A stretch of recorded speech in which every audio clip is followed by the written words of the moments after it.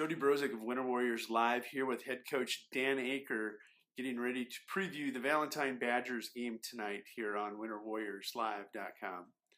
Dan, home opener is come and gone. Your Winter Warriors, they remain top-ranked, undefeated after outscoring Wagner 54-0. Reflections on that Red Raiders game and specifically that first quarter?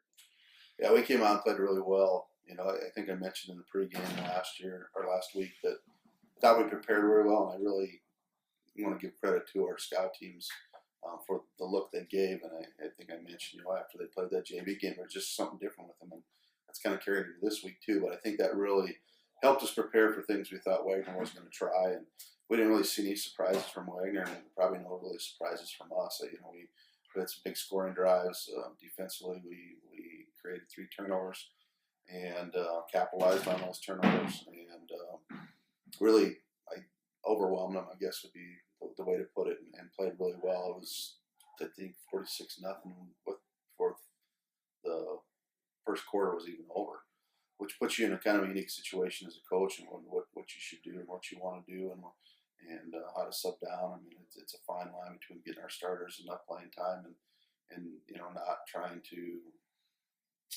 embarrass or be mean to a team. So it's probably a good problem to have, but we really executed well, I thought. The only, looking back, and even after I watched film, the only thing, we had one mental lapse on a 2-point conversion pass play. And other than that, we executed very well, and we were the better team, and we showed that. So very happy, and I thought we took a step forward, which you hope to do every week, and got out of there injury-free again. So overall, just a very good home opener for us. You referenced it. Last week was Wagner week. After the varsity game, the junior varsity goes back down to the Jamboree in Wagner. That was 2 trips to Wagner this week for the sub-varsity. How would you grade them out, their performance for the week? I'd grade them pretty high. They started, as I said before, on Tuesday and really handled Wagner down there. I thought they came into the varsity game and played very well too, and actually scored the last touchdown before half, and then didn't give Wagner much. We fumbled with probably 4 minutes to go in the second quarter, driving again with our second group, and even some were, we had a couple freshmen in there at that time, and Wagner did, I think, gain maybe 25-30 yards against that crew, but Wagner never really threatened to score, so they did a nice job when they came into the varsity game. Had to get up early the next day and go back to Wagner again to Jamboree, and handled Wagner and Chamberlain, and then had a really good Jamboree scrimmage. And they're kind of scrimmages because they don't have the kickoffs and that sort of thing. And Bridgewater Emery Ethan dipped us 8-6. We drove down and scored on the first drive, and then they scored late, and we didn't keep them out. And I think Bridgewater Emery Ethan's a team I'd like to get on the JV schedule, just because I think they're going to be a formidable team, and we're such a 9-man power and have moved up and are doing very well. So I thought, and I wasn't over there, but the coaches said they played well, and we just gave up one big play, and then that'll happen when we talk about preventing big plays. It doesn't matter what level, that can be a big deal for you. And it doesn't hurt for them to taste that little loss. That sometimes you need a little motivator too, and understand that every play counts, and so I think that maybe, obviously they were, and probably the most happy thing as a coach, they were upset about that, and you never want them to be content with how they played. You never want to definitely not be content of losing a game. So I think that overall, most importantly, it was probably a really good week for them to play a lot of football, and they needed that. And as I've mentioned a couple times already, that has boosted our underclassmen and our JV team to play. Even it's a different level in practice, which is really good to see, and it's just going to add depth as we keep going through the season. Taking a look at your schedule right now, even though this is going to be week 4 of the season, you're about halfway through your total season. Every team develops an identity. We've heard you talk in past years about how you would label the identity of your team. I'm curious, how does this team get described by their head coach? Well, our identity is exactly the way I'd want it to be. this is what you would want any football team or any team I've coached to be football team where they're very hard nosed. They buy into what we want, but you look at the identity of the team. We're gonna smash it at you, and we're gonna shut you down. I mean, and we've been able to do that, and that's the identity. I think if you ask me, any team I've coached, that's what we would want. To add a little flair to that, I guess, if you want to talk personality, which every team kind of takes their own, and I think it really kind of goes by their seniors. We have an interesting match of seniors, and a lot of them. We have a few like the Chase Kingsburys and the Drew Demerses and probably the Cameron Kyles that are pretty serious a lot of the time. You don't see them joking around much at times, but not as much. And then you have probably the Wyatt Ewings, the Croc Volkowskis, and the warm-ups and stuff that are laughing and giggling and bring a little fun and flair to it.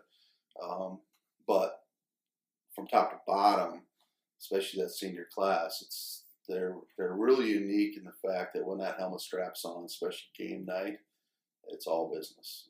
You don't see any of that when we're getting ready in the locker room when they're warming up before the game. When we go to our meetings before the game, they're stone cold, serious faces and intent and taking in everything you need and are mentally prepared. And so at times as a coach, you always got to keep in mind they're kids and you want them to have fun. So I don't have a problem with some of the joking stuff. If it starts interrupting with drills or how we're executing in a team period, they definitely hear from me. But when they strap it on and that seriousness that they see in their face, that's fun to watch too, because they know you can tell how important it is to them, and you see that how hard they work off season and in the weight room, that sort of thing. So it's a new level, and I think that's indicative of what kind of senior class we have, and without question, that has transferred over to the success we've had, especially the last almost a year and a half now. And you mentioned that's crazy that this is week 4 and our regular season will be half over after tonight. That's crazy to think about. You're going to have to leave the state, and by doing so, you're leaving the state to take on the longest continuous rival in winter history. Would you break down the Valentine Badgers offensively and defensively for us? Yeah, and just to talk about the rivalry real quick, I think that we've been playing every year since 1960, so it's been going on for a long time. I think the overall record is Winter 38 and Valentine 27. So both teams have had success in there. When I first got to Winter, we lost a few to them and then lost, I think, 4 more. They were on a 7-game win streak, and then when we broke that, we've been on a 9-game win streak since. And if you look at that history, there's a lot of swings one way or the other. But that adds to a rivalry. They're a football town. They've had a lot of football success. It's a unique rivalry because we don't interact with them much, other than athletic. And or if we're talking a Gregory or even a Chamberlain, our guys see those guys a lot more than they see the Valentine kids. So no matter what sport it seems like it is, it's usually pretty physical and intense, and I expect that to be that way in this game. They are a formidable opponent, 3-0, and it's been a while since they've been 3-0. They are very balanced on offense. They're a run-first team, so obviously it's critical for us to stop the run and force them into situations they may not want to be into. But they'll play action, and they will screen a lot, which every team we should be pretty solid about recognizing and defending screens, hopefully, because we'll see a lot tonight too. But they seem to be at their best when they go right into a pro-I formation and run counters and powers and traps at you. And the last 2 wins, when they decided just to do that, they've moved the ball and been able to get the victories. Defensively, very aggressive D-line, and I think that's going to give us opportunities to possibly trap and screen them. And that's kind of in the game plan, looking at what we're going to do. But they're a physical football team, and they get to the ball. So, I would say, just looking at them on film, when you add everything together, not just talent, but the confidence they're playing with, the excitement we've got them pretty good the last 2 years. The excitement of getting a chance to play us on their home field, it's going to build up for the best opponent we've seen when you take all that out. We're definitely going to have to match their emotions, because I know they're going to come out very excited. But we cannot let the emotions get to us too. We can understand it every play.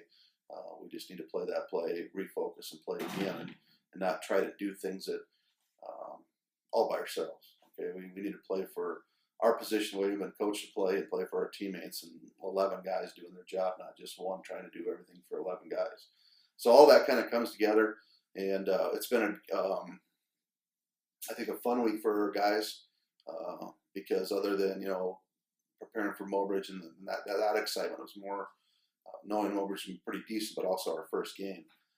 But when we prepared for Shanga Butte and Wagner, I think our guys without question knew that they were the better team. And this week we know we're going to have an opponent that's going to fight us, that's going to want to come out and hit us, that's playing confident and excited to play us. And so I've seen some excitement in our guys from Monday on after scoring the scouting report on how we prepared, and we've had a solid week of practice again. And I think our guys are excited to play them. So it builds up for a great game. 2 undefeated teams. They're ranked in Nebraska now, and as I said before, we've had a lot of overwhelming success against them for 9 years, but the last 2 years in particular, we really got them pretty good. So I think they're looking for some redemption, and we got to be ready to match what intensity they bring to the game. All right, Dan. Thank you. Best of luck in tonight's contest. All right. Thanks, Jody.